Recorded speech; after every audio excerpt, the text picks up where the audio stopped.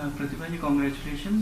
First of all आपने UPSC में 3rd rank किया है, और आप मैं ये जानना चाह रहा था कि कैसे क्या तैयारियां करी थी और क्या चीज़ें जो है अब जो एस्पिरेंट्स हैं यूपीएससी के वो ध्यान रखें करते हैं। बहुत बहुत धन्यवाद आपका। मैंने तैयारी 2016 में शुरू की थी, और उस टाइम पे सबसे पहले मेरा यही उद्देश्य था कि सबसे पहले अपने बेसिक्स स्ट्रॉन्ग करने हैं। तो बेसिक नॉलेज के लिए 5-6 सब्जेक्ट्स हैं जिस पे आपको बहुत सारा कमांड होना चाहिए, जैसे polity, history, geography, science, technology और एनवायरनमेंट। ये सब्जेक्ट्स पे आपको पूरी तरह कमांड होना चाहिए। तो इसके लिए एक आपको बेसिक सोर्स तैयार करना होगा जिसको आपको बार बार रिवाइज करना पड़ेगा। और दूसरी सबसे इम्पॉर्टेंट चीज़ है करंट अफेयर्स। उसके लिए आपको डेली न्यूज़पेपर पढ़ना पड़ेगा और आपको खुद के अपने नोट्स प्रिपेयर करने पड़ेंगे। जितने भी सोर्सेज से आप पढ़ रहे हैं वहाँ से इम्पॉर्टेंट पॉइंट्स आप नोट्स में लिखिए। और तीसरी सबसे ज़्यादा ज़रूरी चीज़ है रिवीजन करते रहना बार बार आपने जो भी पढ़ा है। बहुत सारा मटेरियल पढ़ के आपको कोई फ़ायदा नहीं होगा जब तक आप उसको रिवाइज नहीं करते, जब तक वो आपको याद नहीं रहती। तो आपको उस पर ध्यान देना पड़ेगा। फिर चौथी चीज़ है प्रैक्टिस। आपको क्वेश्चंस की प्रैक्टिस बार बार करनी पड़ेगी। चाहे प्रीलिम्स का एग्जाम हो, आपको उसके लिए मल्टीपल चॉइस क्वेश्चंस प्रैक्टिस करने पड़ेंगे। कम से कम 30 से 40 टेस्ट आपको लगाने पड़ेंगे बिफोर प्रीलिम्स के एग्जाम में। और फिर मेंस के टेस्ट के लिए आपको बहुत सारी आंसर राइटिंग करनी पड़ेगी, एसेज लिखने पड़ेंगे। जब तक प्रैक्टिस नहीं करेंगे तब तक आपको पता नहीं चलेगा कि आपके स्ट्रॉन्ग पॉइंट्स क्या हैं।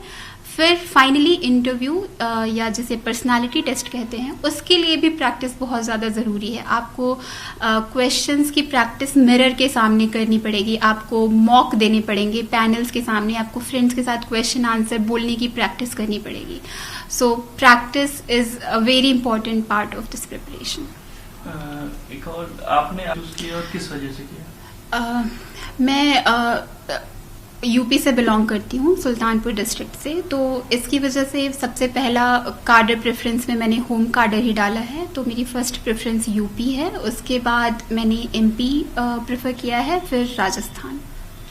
आप जो सर्विस आप आईएएस चूज किया या क्या आपका प्रेफरेंस क्या है? जी, सो लास्ट ईयर मुझे मेरी 489th रैंक आई थी। उसके बाद मुझे इंडियन रेवेन्यू सर्विस मिल गया था, जो कि लास्ट ईयर मेरी सेकंड चॉइस थी। तो इस साल मैंने बस इंडियन एडमिनिस्ट्रेटिव सर्विसेज ही चूज किया था। एक चीज जो ऑनलाइन हो रहा है, तो काफी एजुकेशन स्कूल्स को भी ऑनलाइन किया जा रहा है। तो क्या अब आने वाले टाइम में ये पॉसिबल है कि यूपीएससी की प्रिपरेशन भी ऑनलाइन हो सकेगी, या यूपीएससी की प्रिपरेशन करना ऑनलाइन मुश्किल होता है? ऑनलाइन बहुत सारा मटेरियल मिलता है स्टूडेंट्स को, न्यूज़ के टर्म्स में हो या फिर आपका स्टैटिक सिलेबस। तो बहुत सारा मटेरियल, वीडियोस यूट्यूब पे बहुत सारे मिलते हैं जिसके थ्रू कैंडिडेट्स प्रिपेयर करते हैं।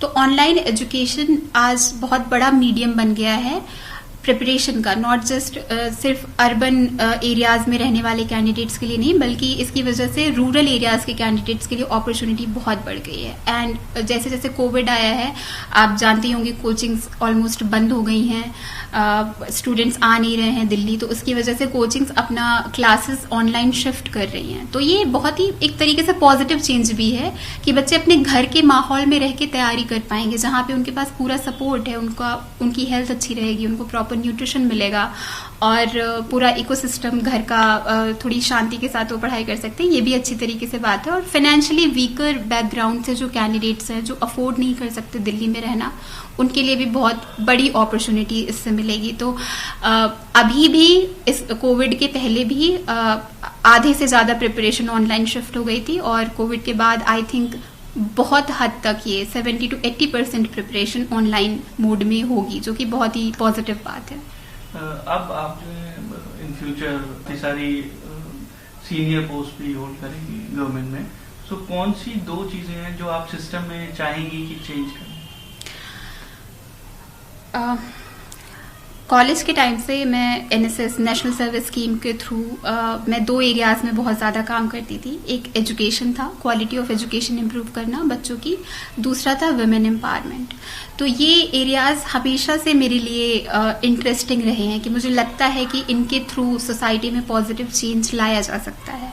तो IAS बनने के बाद भी ये एरियाज मैं हमेशा प्रायोरिटाइज करूंगी जहां भी मुझे मौका मिलेगा।